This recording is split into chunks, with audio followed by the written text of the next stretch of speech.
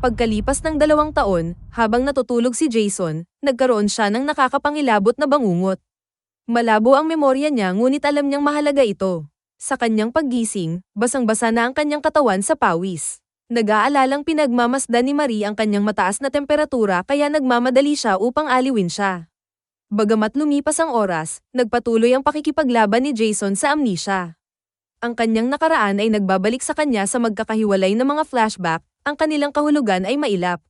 Si Marie sa pagtatangkang maibsan ng kanyang pagkabalisa ay nagmungkahi na maaaring ito ay isang panaginip lamang. Gayunpaman, naniniwala si Jason na ang mga larawang nagpapahirap sa kanya ay mga bahagi ng isang nakaraang misyon.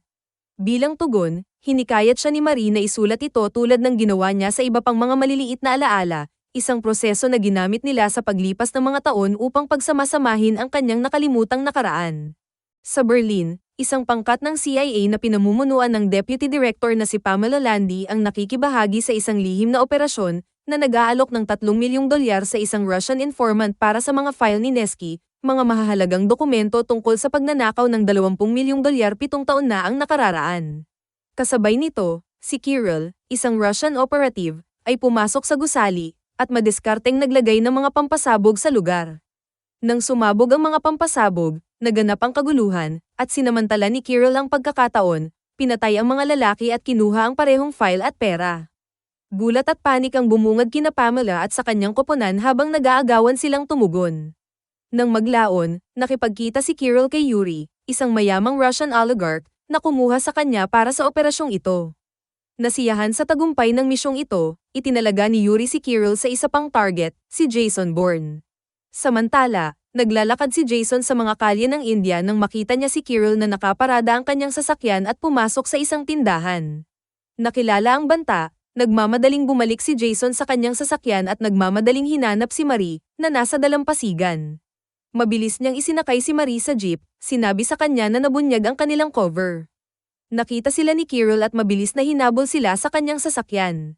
Sinabi ni Jason kay Marie na 2 beses na niyang napansin ang parehong lalaki, at may isang kakaibang bagay siyang naramdaman sa kanya. Habang papalapit si Kirill, inutusan ni Jason si Marie na pumalit sa pagmamaneho. Pagkatapos ay inilabas niya ang kanyang baril at nag-navigate sa masikip na kalye at masikip na eskinita. Saglit na nawala sa kanila si Kirill sa pamamagitan ng pagtawid sa isang field, ngunit ang lalaki ay humabol sa paglalakad, armado ng kanyang rifle. Sina Jason at Marie ay bumalik sa kalsada. Iginiit niya na bumalik siya sa kanilang bahay habang hinaharap niya ang banta, ngunit nakiusap si Marie na itigil na niya ang pakikipaglaban. Sa sandaling iyon, pumwesto si Kirill sa kalsada, tinutukan at pinaputukan si Marie nang nakamamatay. Ang biglaang impact ay nagpalipad ng jeep sa tubig. Sa kaguluhan, desperado na hinila ni Jason si Marie mula sa sasakyan, para lang malaman na patay na siya. Pinagmamasdan niya ang walang buhay nitong katawan na inaanod palayo. Mula sa tulay, pinagmamasdan ni Kirill ang tubig ngunit hindi niya nakitang muling lumabas si Jason. Sa paniniwalang naging matagumpay ang kanyang misyon, umalis siya. Samantala sa Berlin, sinisiyasat ng CIA ang pinangyarihan ng nabigong transaksyon. Nagawa nilang kumuha ng mga fingerprint mula sa lokasyon ngunit hinarang ito ng Treadstone nang suriin nila ang mga fingerprint sa kanilang database. Sa India, nakatitig si Jason sa kawalan habang hinahatak ang jeep mula sa ilog. Sinunog niya ang lahat ng mga litrato at dokumento ni Marie, pagkatapos ay tinipon ang kanilang pera at mga baril mula sa kanilang bahay, naghahanda para sa madugong paghihiganti. Sa isa pang ahensya, nakipagpulong ang Deputy Director ng CIA na si Pamela Landy kay Director Marshall. Ibinahagi niya na natuklasan nila ang mga fingerprint sa pinangyarihan ng krimen at humiling ng access sa mga file ng Treadstone na ibinigay ni Marshall. Kinuha niya ang litrato ni Bourne at naghukay ng mas malalim sa programang Treadstone kung saan natuklasan niya ang isang koneksyon sa Section Chief na si Ward Abbott. Sa isang pakikipagpulong kay Abbott, sa una ay minamaliit niya siya hanggang sa ibunyag niya na binigyan siya ng direktor ng ganap na access. Ipinaliwanag ni Abbott na ang Treadstone ay isang madilim na operasyon na na-decommission 2 taon ang nakalipas. Sa kabila ng kanyang unang hindi paniniwala, siya ay nabigla nang ipaalam sa kanya ni Pamela na si Jason ay nasangkot sa isang pagpatay noong nakaraang linggo. Balik tayo sa Moscow, sinabi ni Kirill kay Yuri na tapos na ang trabaho. Ibinigay sa kanya ang kanyang pera at umalis. Si Jason, sa kabilang banda, ay dumating sa isang paliparan sa Germany, ngunit ang kanyang pasaporte ay nag-trigger ng isang alerto sa sistema ng CIA, na humantong sa seguridad na dalhin siya sa isang tabi para sa pagtatanong. Kasabay nito, binibigyang diin ni Pamela Landy ang mga pinuno ng CIA tungkol sa nabigong operasyon na nag-uugnay kay Jason Bourne sa mga pagpatay. Ibinahagi rin niya ang kanyang hinala na si Conklin ay sangkot sa madilim na operasyon, ngunit nagkamali sa paniniwala na sina Jason at Conklin ay nagtutulungan at pinatay ni Jason ang mga ahente upang itago ang ebidensya. Sa lalong madaling panahon nalaman nila na ang pasaporte ni Jason ay nagping sa kanilang sistema, na nag-udyok sa kanila na pakilyusin ang kanilang mga mapagkukunan upang mahuli siya. Isang opisyal ng US ang nagtatanong kay Jason, nagtatanong kung bakit siya nasa Germany, ngunit nananatiling tahimik si Jason. Nakatanggap ang opisyal ng isang tawag mula sa isang ahente ng CIA na nagbabala sa kanya tungkol sa banta ni Jason, ngunit bago siya makapag-react, kumilos si Jason, na pinasuko ang mga gwardya. Siya ay nag-wiretap sa telepono ng opisyal at nagnakaw ng kotse. Nang makipag-ugnayan ng CIA sa opisyal, na ngayon palang nagkamalay, hinarang ni Jason ang tawag. Narinig niyang pinag-uusapan nila ang kanilang mga hinala tungkol sa kanya at nalaman niyang pupunta si Pamela sa Germany. Pumunta si Jason sa Munich, kung saan naranasan niya ang isang flashback ng isang misyon na kinasasangkutan ni Conklin.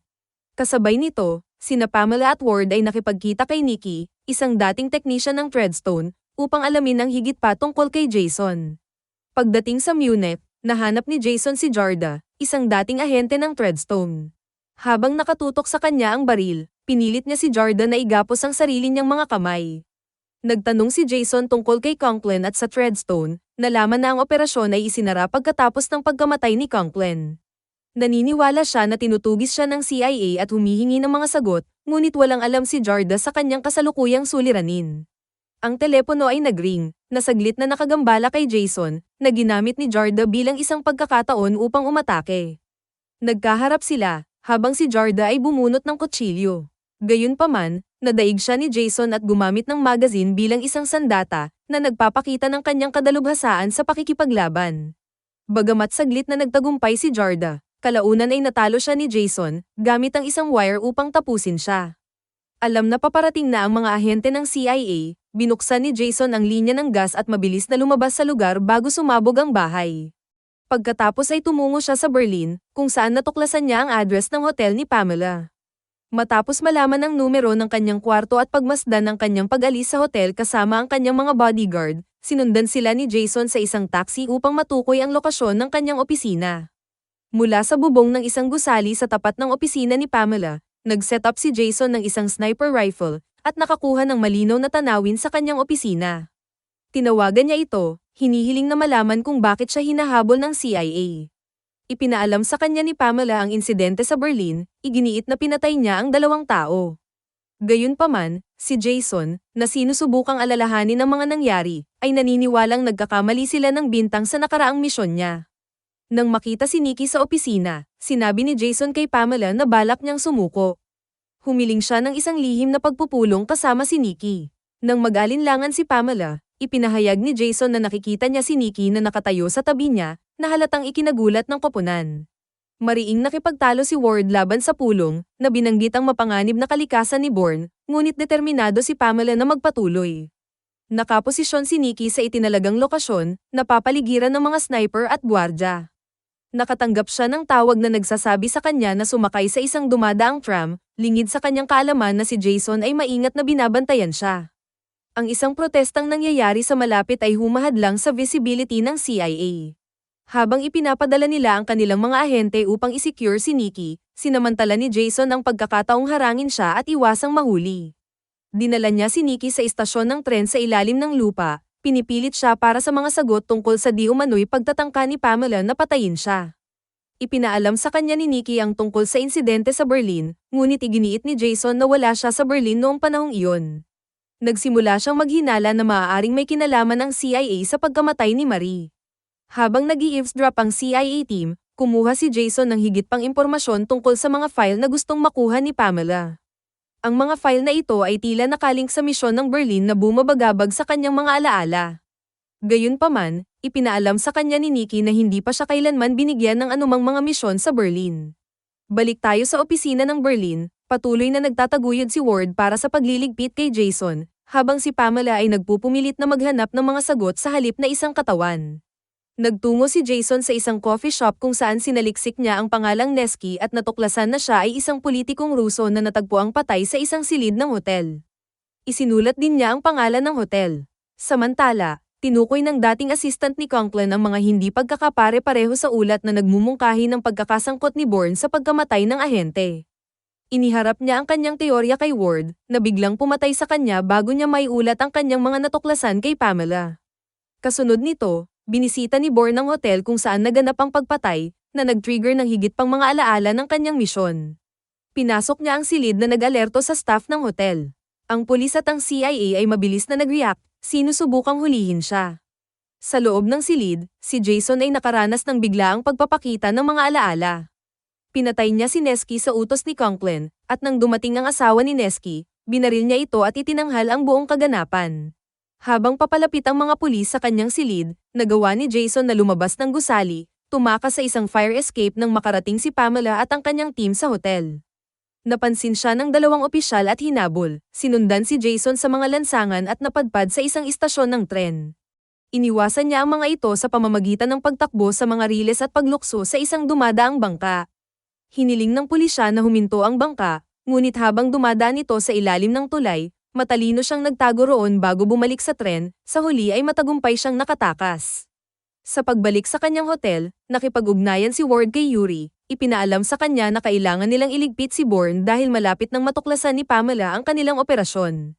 Habang nagsasalita siya, biglang sumulpot si Jason sa likuran niya, na narinig ang lahat. Inamin ni Ward na ninakaw niya ang pera, inutusan si Kirill na kunin ang mga file, at finrame up si Bourne bago tinangkang patayin siya. Galit na galit si Jason, hindi lang tungkol sa pagkaka-frame up, kundi dahil napatay din si Marie nang tahasan niyang sabihin sa kanila na lubayan siya. Si Ward, gayunpaman, ay hindi natatakot sa kamatayan at nakiusap kay Jason na patayin siya, ngunit nagpa siya si Jason laban dito, na nagsasabi na hindi gusto ni Marie na gawin niya iyon. Habang papunta si Pamela sa silid ni Ward upang harapin siya tungkol sa kanyang mga hinala, uminom siya ng nakamamatay na dosis ng lason. Tinutukan siya ng baril nang pumasok siya, at nang tanungin siya nito tungkol sa pagkamatay ni Danny, ibinunyag niya na collateral damage lang si Danny. Pagkatapos ay nagpa siya si Ward na puno na siya at tinapos ito. Kinolekta ni Jason ang kanyang mga dokumento at sumakay ng tren patungong Moscow. Pagbalik sa opisina, natuklasan ni Pamela ang isang recording ng pag-uusap ni Ward at Yuri. Nang ipaalam sa kanya ng kanyang team na si Jason ay binanggit na sumakay ng tren papuntang Moscow, agad niyang inalertuhan ang pulisya ng Russia. Pagdating sa Moscow, sumakay si Jason ng taxi papunta sa address ng anak ni Neski, para lang malaman na lumipat na siya. Nakatanggap ng tawag ang driver ng taxi mula sa isang kasamahan, na nag-alerto sa kanya na sinusubaybayan ng pulisya si Jason. Napagtanto ang sitwasyon, mabilis na tumakas si Jason habang naglalakad. Si Kirill, na nakatanggap ng balita tungkol sa pagdating ni Jason, ay hinanap siya at binaril siya sa balikat. Gayunpaman, bago pa makagawa si Kirill ng anumang bagay, nahuli siya ng pulisya, at inihayag niya ang kanyang pagkakakilanlan bilang isang federal agent ng Russia. Nasugatan, umatras si Jason sa isang kalapit na tindahan, kung saan kumuha siya ng isang bote ng vodka at sinubukan kumuha ng taxi. Nang dumating ang mga pulis upang hulihin siya, madaling sinupil sila ni Jason at na-hijack ang taxi. Si Kirill, na walang humpay sa kanyang pagtugis, ay napansin ang pagtakas ni Jason at nagnakaw ng jeep upang ipagpatuloy ang paghabol. Sa kabila ng walang humpay na pagtugis mula sa mga pulis at kay Kirill, napanatili ni Jason ang isang kalamangan. Habang ang mga federal agent ay sumasali sa paghabol, nadaplisan ni Kirill ang taxi ni Jason, ngunit si Jason ay nakabawi at humarurot palayo. Siya ay nakipagsapalaran sa isang abalang highway, kung saan ang kanyang taxi ay nagtamo ng malaking pinsala ngunit patuloy na gumagana. Sa isang lagusan, tinangka ni Kirill na barilin si Jason at itaboy siya sa kalsada, ngunit humarap si Jason sa pamamagitan ng pagbaril sa isa sa kanyang mga gulong. Inipit niya ang jeep ni Kirill gamit ang kanyang taxi at direktang pinapasok siya sa isang divider. Lumabas si Jason mula sa wasak na sasakyan habang nakatutok ang baril kay Kirill ngunit napagtanto na siya ay lubhang nasugatan. Sa pagpili na huwag wakasan ang kanyang buhay, hinayaan siya ni Jason. Kasunod nito, nahuli si Yuri at ang kanyang mga tauhan, at pinangasiwaan ni Pamela ang pag-aresto mula sa malayo. Si Jason naman ay papunta sa apartment ng anak ni Neski. Ang kanyang biglaang pagpapakita ay ikinagulat niya, ngunit tiniyak niya sa kanya na hindi niya siya sasaktan. Inamin niya na siya ang may pananagutan sa pagkamatay ng kanyang magulang, isang alaala na hindi niya makakalimutan.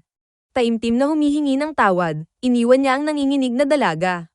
Maya-maya sa New York City, nakipag-ugnayan si Bourne kay Landy sa telepono, at ipinahayag niya ang kanyang pasasalamat para sa paglalahad ng tape na iniwan niya sa kanya.